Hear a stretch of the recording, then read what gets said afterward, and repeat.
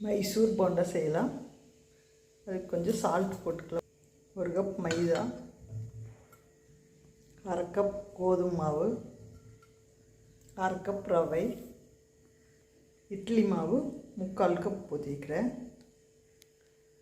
தயிருக்கு பதிலாக இட்லி மாவு, மல்லித்தழை,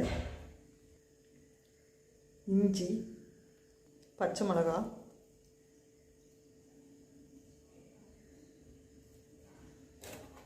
வெங்காயம் கொஞ்சம் போட்டுக்கலாம். 1 கப் தண்ணி விட்டுக்கலாம்.